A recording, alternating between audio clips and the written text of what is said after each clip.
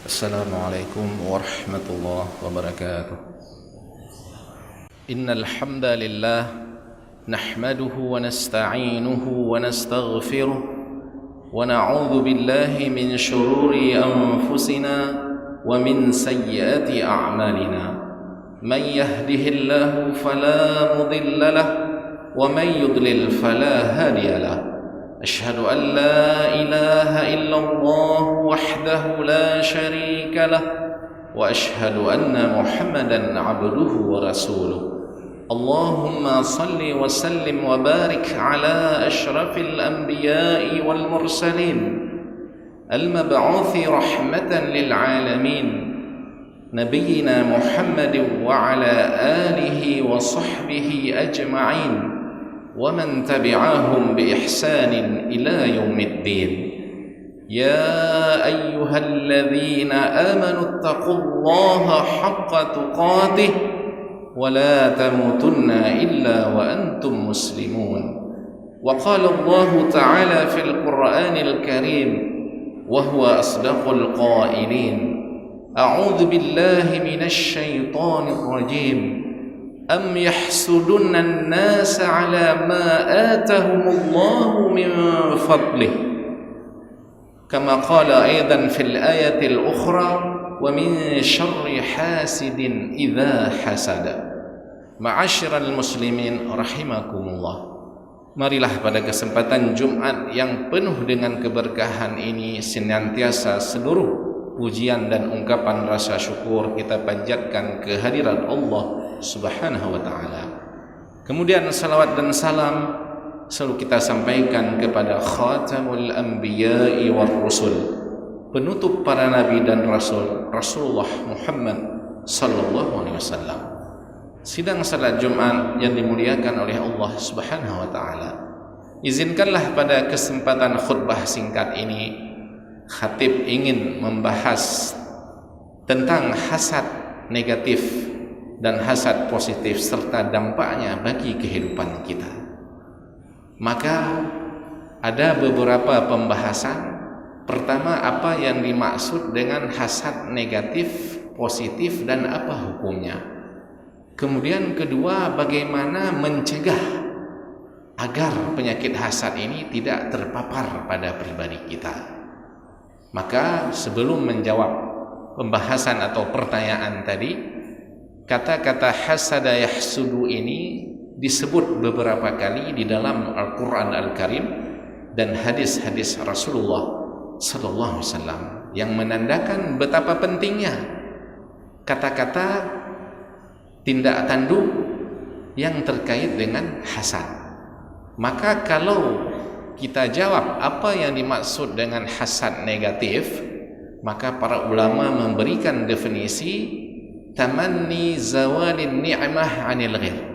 Yang dimaksud dengan hasad negatif adalah sifat cemburu, iri, dengki ketika seseorang, saudara kita, teman kita, anggota masyarakat kita diberikan kenikmatan.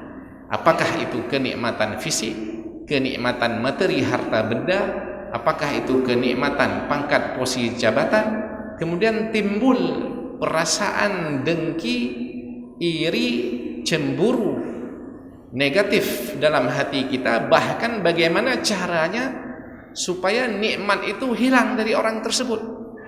Ini yang dimaksud dengan hasad negatif. Maka apa hukumnya? Maka hukumnya haram. Kenapa? Karena pelaku hasad negatif pertama ini adalah bos segala kejahatan. Bos yang tidak pernah istirahat 24 jam hingga hari kiamat nanti, terus ingin menyesatkan manusia. Bos yang paling lihai dalam melakukan berbagai kejahatan. Siapa pelaku hasad pertama? Yaitu iblis. Iblis kenapa hasad? Ketika Allah menciptakan Adam, kemudian diperintahkan sujud penghormatan, iblis melanggar perintah Allah dan timbullah rasa hasad, rasa iri, dengki. Bahkan bagaimana caranya supaya nikmat itu hilang dari Adam, sehingga akhirnya melanggar perintah Allah. Dan ini dilukiskan dalam Al-Quran. A'udzubillahi minasyaitonirrajim. ma mana'aka alla tasjuda id amartuk qala ana khairum minhu khalaqtani min nari wa khalaqtahu min tin. Apa yang membuatmu wahai iblis enggan tidak mau sujud penghormatan kepada Adam? Maka iblis mengatakan, saya lebih baik dari dia, engkau ciptakan aku dari api dan Adam dari tanah, kenapa disuruh sujud? Karena hasad, iblis tidak mau bertobat dan bahkan bersumpah dan memohon kepada Allah umurnya dipanjangkan untuk terus menyesatkan Adam, anaknya dan cucunya hingga sekarang. Kemudian kenapa hasad ini haram dan sangat berbahaya dan sangat berdampak negatif bagi kehidupan pribadi muslim, bahkan kehidupan berbangsa dan negara? Karena kejahatan pertama di muka bumi, kejahatan yang paling besar, yaitu pertumpahan darah, penumpahan darah, pembunuhan, itu juga disebabkan oleh hasad. Ketika dua anak Adam, Qabil dan Habil, Qabil ini ketika kurbannya tidak diterima, kemudian kurbannya Habil diterima, kemudian timbul rasa hasad, rasa iri, dengki, hingga akhirnya membunuh saudara sendiri. Bayangkan, gara-gara hasad saudara sendiri, bagaimana kalau orang lain? Maka terjadilah kriminalitas pertama di muka bumi, pertumpahan darah, disebabkan karena hasad, karena tidak mampu mengontrol emosi hasad yang ada pada diri kita ini. Maka kalau ditanya, saya misalnya seseorang barangkali tidak akan terpapar penyakit hasad. Kenapa? Karena misalnya saya selalu salat, misalnya kami selalu salat, kami selalu berzakat, beribadah, selalu membaca Al-Quran, selalu berzikir, selalu beristighfar. Maka jangan menganggap enteng dan remeh. Rasulullah SAW dalam hadis sahih yang diriwayatkan oleh Imam Bukhari dan perawi lainnya bersabda mengingatkan kita, wala tahasadu wala tabaghadu wala tadabaru wa kunu ibadallahi ikhwana. Rasul mengingatkan kita, janganlah kalian saling hasad, saling mendengki, saling fitnah memfitnah, saling jatuh menjatuhkan, dan hendaklah kalian jadi sesama saudara. Maka ketika Rasul mengatakan jangan saling, berarti siapa saja bisa terjangkit penyakit hasad. Sama dengan virus corona, COVID-19, siapapun bisa terjangkit. Bukan berarti dokter ahli medis tidak terjangkit, tidak. Bukan berarti karena orang ini kuat, sehat, kaya tidak terjangkit, tidak. Siapapun bisa terjangkit virus corona. Demikian juga penyakit hasad ini, penyakit hati yang paling berbahaya, siapapun di antara kita bisa terjangkit. Makanya Rasul bersabda, wala tahasadu, janganlah kalian saling. Saling itu berarti bisa jadi hari ini si A hasad, bisa jadi besok si B hasad. Maka ini harus hati-hati. Jangan sekali mengatakan kami aman dari penyakit hasad. Justru yang perlu kita lakukan, bagaimana menyembuhkan, meminimalisir dan menghilangkan hasad negatif pada hati kita, pada pribadi kita masing-masing. Nah, makanya ada sebuah kata-kata hikmah, kalau seandainya tidak mampu memperbaiki, maka jangan merusak. Dan ini bahkan terjadi di masjid, di majelis ta'lim, di lembaga, apalagi di kantor-kantor dan seterusnya, tempat kerja. Karena semata-mata hasad, akhirnya merusak yang ada, merusak persatuan, merusak keharmonisan, ketentraman, kenyamanan. Memperbaiki tidak bisa, tapi merusak. Kenapa? Karena hasad. Maka sangat bahaya. Kalau tidak bisa memperbaiki, maka jangan merusak yang ada. Maka ini menjadi bahan pemahaman dan aplikasi kita sehari-hari, bagaimana supaya kita menghindari hasad ini. Kemudian, apakah ada hasad yang boleh? Maka inilah yang disebut hasad positif. Ternyata ada hasad yang boleh. Maka Rasulullah SAW pernah bersabda dalam hadis sahih yang diriwayatkan oleh Imam Bukhari, la hasada illa fitnatin. Tidak boleh hasad kecuali pada dua hal. Yang pertama, rajulun atahu Allahu malan fasallatahu ala halakatihi fil haqq. Tidak boleh hasad kecuali ketika kita melihat ada seseorang, dia mempunyai harta, kemudian hartanya itu dia sumbangkan di jalan Allah, di jalan yang diridai oleh Allah.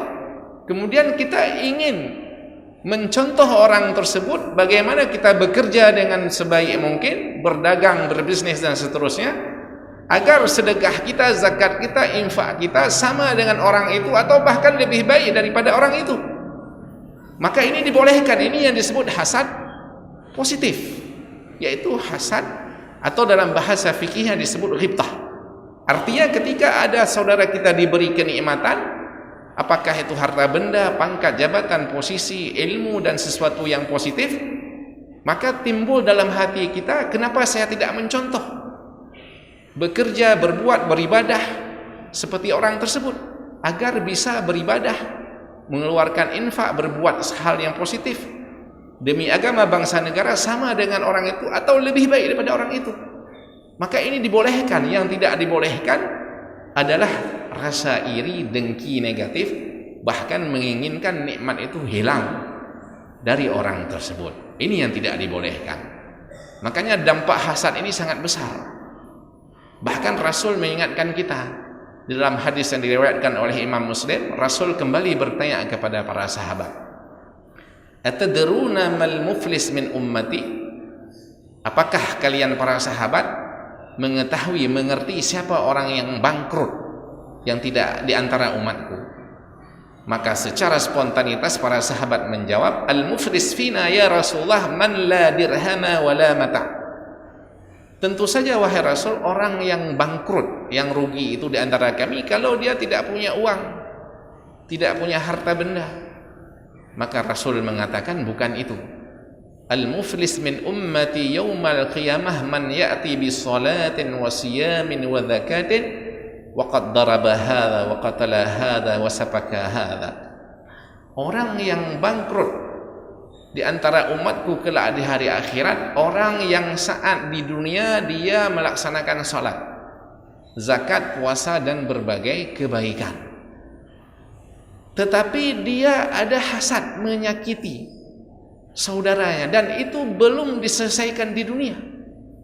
Maka apa yang terjadi di akhirat nanti di hadapan peradilan Allah, peradilan yang tidak bisa direkayasa, yang tidak bisa dimanipulasi.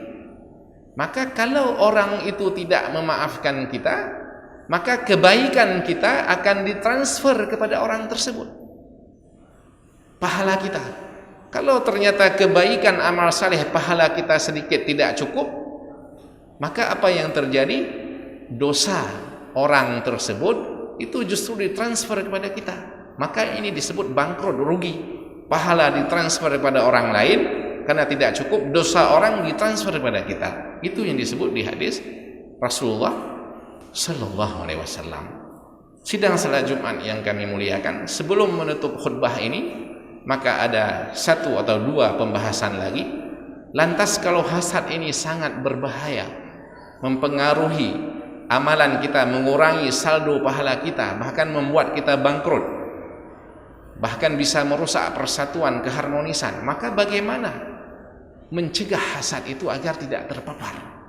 Sama kalau orang mencegah virus corona dengan protokol kesehatan, dengan mencuci tangan, dengan membuat imunitas badan supaya kuat, tahan terhadap penyakit dan seterusnya.